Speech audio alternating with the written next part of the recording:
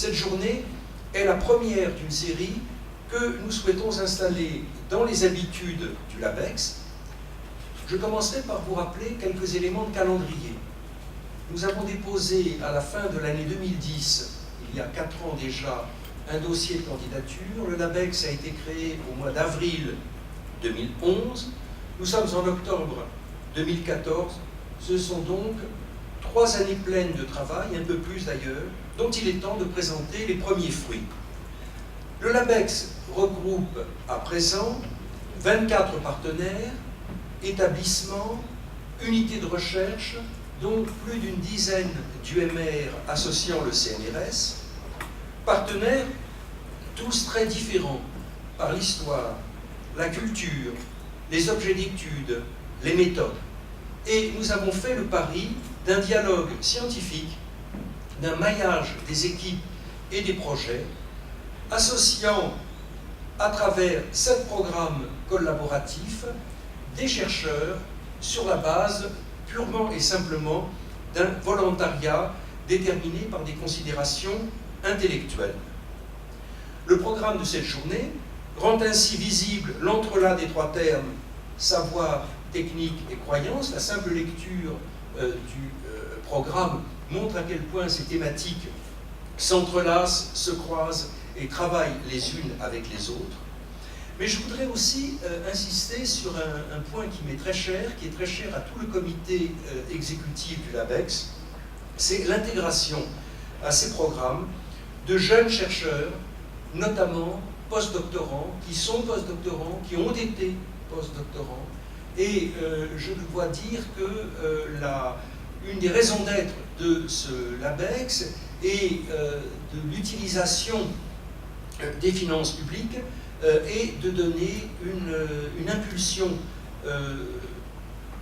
certes modeste, mais qui n'est pas négligeable, n'est-ce pas, aux activités des jeunes chercheurs qui sont en début de carrière et que nous souhaitons à tout prix aider dans ces premiers pas.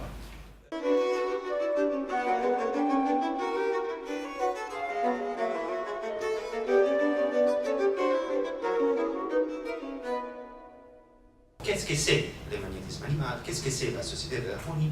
Pourquoi il représente, à notre avis, des thèmes significatifs dans la perspective de l'histoire, de l'anthropologie, des savoirs, des techniques, des croyances et de leurs implications sociales? Enfin, pourquoi leur étude nous a amené à faire recours d'une manière importante aux outils du numérique? Donc l'expression magnétisme animal indique l'ensemble des doctrines sur l'univers et sur l'homme et des pratiques thérapeutiques élaborées à la fin du XVIIIe siècle par ce monsieur-là qui est un médecin suave qui s'appelle Franz Anton Mesmer, qui a été actif d'abord à Vienne, où il a obtenu son maîtrise avec une thèse sur l'influence des planètes sur les corps humains, et d'où il doit échapper à la suite du scandale provoqué par ces traitements. D'ici, il passe en 1778 à Paris, où il publie l'année suivante son mémoire sur la découverte du magnétisme animal. Comme l'a dit M. Armando, en fait, pourquoi faire ce projet informatique? La question d'abord s'est posée presque naturellement à Bruno Bellost et à David Armando, tout simplement parce que chacun d'eux avait un tableau Excel et que ça leur suffisait bien pour leurs premières études. Mais qu'à force de remplir le tableau Excel, ils se sont rendus compte que le tableau Excel explosait. Ils n'étaient plus capables de contenir l'ensemble des données qu'ils voulaient y mettre. Et puis ils se sont rendus compte aussi, en tout cas ils se sont mis à voir, que 800 individus en tout et pour tout, allez, ça fait peu pour une prosopographie, mais tellement bien renseignés, tellement bien connus, avec tellement de variables, tellement bien caractérisés, qu'on était capable en fait de pouvoir commencer à faire des analyses extrêmement riches sur une population qui finalement a provoqué un phénomène sur une période assez courte, assez intense, très rapide, mais qui a pu avoir des conséquences assez importantes, y compris, je crois, jusqu'à la Révolution française. Donc vous voyez ici le site Harmonia Universalis, avec donc plusieurs fenêtres qui permettent d'accéder aux documents.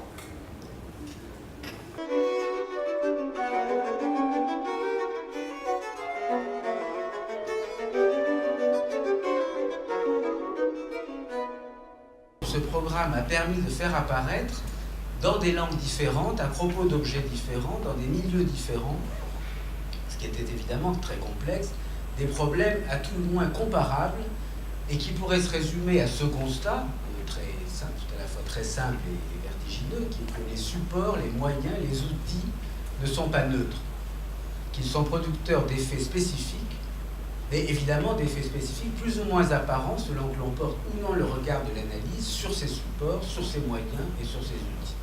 Il s'agit ici d'étudier l'évolution du rapport document-preuve, non plus seulement dans une perspective synchronique, de manière plate, de manière aplatie, mais dans une perspective diachronique, avec comme second objectif la volonté de poser le problème de la dématérialisation de la preuve, non en termes de support, mais bien de rapport à la confiance en un texte inscrit et exposé. Et ça, c'est probablement l'élément important. Donc l'élément support, qui est en fait l'élément sur lequel tout le monde focalise autour du problème de la dématérialisation de la preuve à l'heure actuelle en matière d'archives contemporaines, c'est quelque chose qu'il faut dépasser pour, comme on l'a déjà évoqué d'ailleurs dans les premiers travaux du LabEx autour de l'autorité de la preuve, autour du concept, autour de l'objet qui est le rapport à la confiance, mais l'élément qu'il ne faut jamais oublier là-dedans, c'est l'élément textuel, inscrit et exposé de manière publique.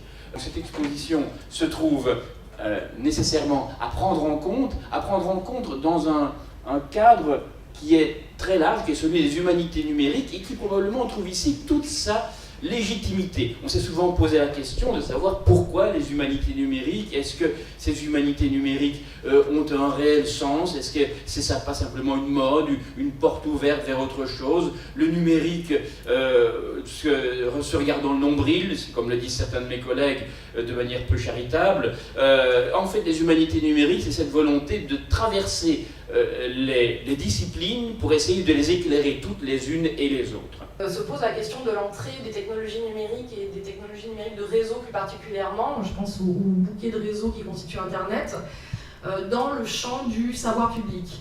Alors cette entrée d'Internet dans le champ du savoir public ne s'est pas fait sans débat sur sa légitimité.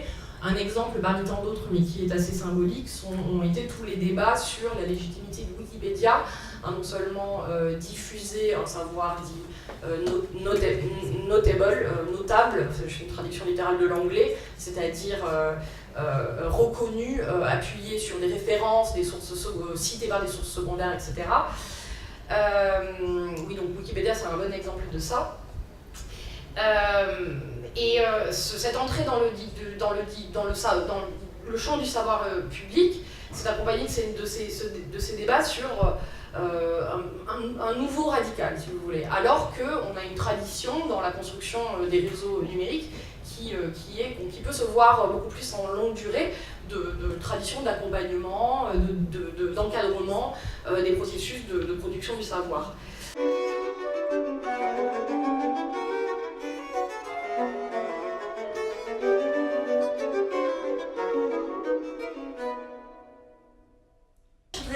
Présenter très vite le programme collaboratif numéro 3 des techniques du faire-croire. C'est un programme qui réunit pour l'essentiel des chercheurs de l'EHESS, de l'EPHE, de l'ESCP Europe, anthropologues, sociologues, historiens des sciences, sciences de la gestion, qui travaillent sur des objets multiples, issus d'époques et d'ères culturelles éclatées, à partir de disciplines complémentaires. Et c'est là toute la fécondité du LabEx. Chercheurs en sciences sociales, en sciences humaines et en sciences de la gestion partagent l'objectif de répertorier et d'interroger les techniques du croire et du faire croire, telles qu'elles sont inculquées à nos corps et se traduisent en gestes, en paroles ou en postures, telles qu'elles se prolongent, se renforcent, se transforment par les productions de l'homme, qu'il s'agisse d'écrits, d'images, de machines, qui sont à la fois manifestes du croire, manifestation du croire et support du faire croire. Nous postulons que ces techniques sont observables, différenciables et surtout descriptibles. Nous postulons également qu'il n'y a pas de lieu qui ne soit éligible à cette observation et donc nous ne travaillons pas exclusivement dans le religieux, ce qui explique notre lien avec des chercheurs en sciences de la gestion notamment. Ce que je vais faire là rapidement, c'est vous donner certaines clés de compréhension qui vous permettront de mieux comprendre les interventions qui vont suivre. Donc on est 7 aujourd'hui, on pourrait être beaucoup plus parmi les chercheurs et ingénieurs qui sont impliqués dans ce projet, et il aurait pu également avoir un certain nombre de moines, parce qu'il y a quelque chose de très important dans toute notre expérience, c'est que c'est une expérience vraiment collaborative, et une forme d'anthropologie partagée, à mon sens, assez inédite.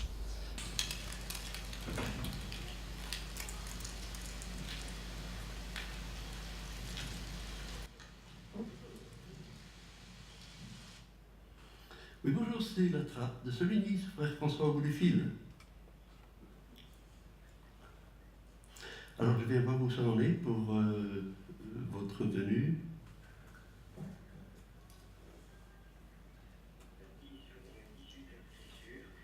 Oui. À quelle heure? Est-ce que vous envisagez de faire le pèlerinage du matin? Très bien, on écoute. À bientôt, à samedi. Eh bien, merci. Allez, à bientôt. Ça va, Tristan? Ben, je vais te poser une autre question. Bah oui, toi. Alors, t'es fâché ou quoi? Non. Oh. J'ai pas...